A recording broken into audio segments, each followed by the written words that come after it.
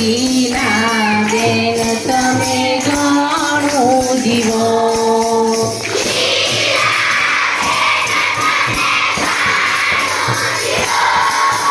લીલા બેન તમે પ્રગતિ કરો,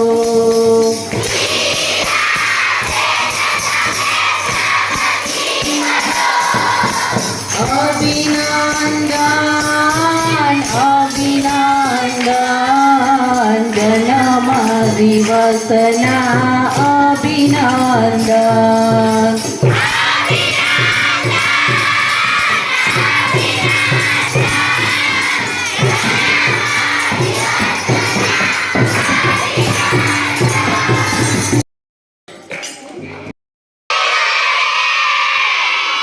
થેન્ક યુ.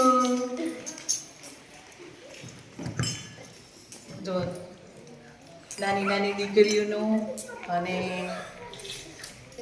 મારો સ્ટાફ બધાના ખૂબ ખૂબ અભિનંદન, બધાનો આભાર.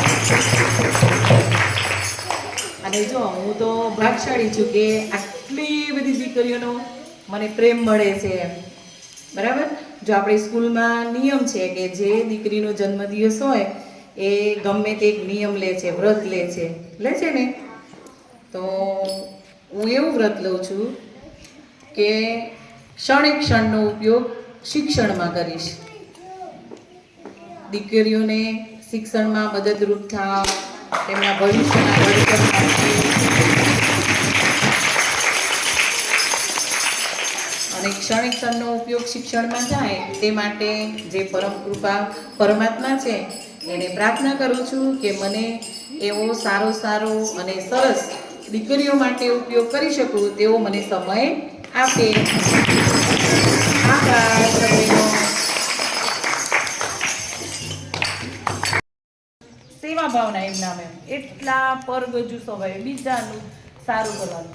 મને નથી સાંભળતું કે મારા પપ્પા કોઈને ઊંચા અવાજે બોલ્યા હોય. અને સ્વચ્છતાના ગુણો હું મારા પપ્પા પાસેથી શીખી. ગાવાનું, કોઈનું ભલું કરવાનું, એ બધું મારા પપ્પા છે.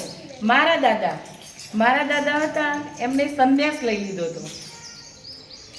સંન્યાસ એટલે સમજો છો ને કે ઘર સંસાર છોડી અને ભગવાનની સેવા પૂજા કરવાની, સમાજની સેવા કરવાની.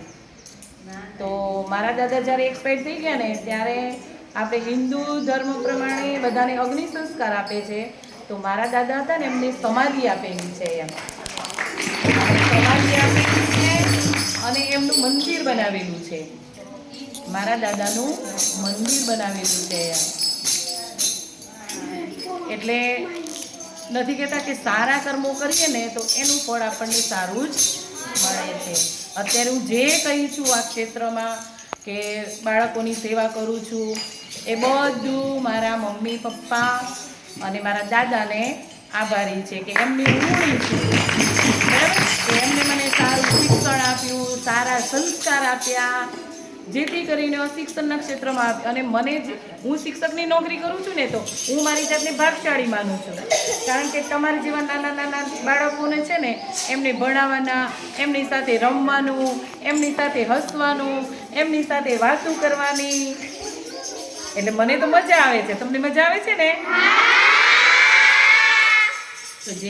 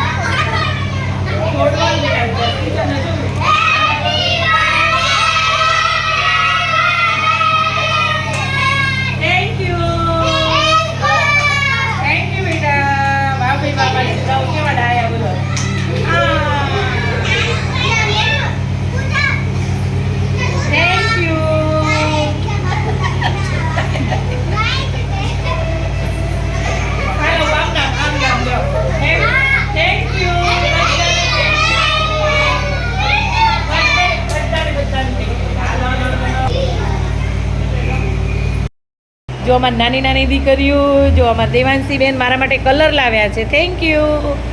પછી અમારી યશવીબા પેન લાવ્યા છે, થેન્ક યુ યશવીબા. અને ભગવતીબા પણ પેન લાવ્યા છે. ત્રણેય દીકરીઓને ખૂબ ખૂબ આભાર.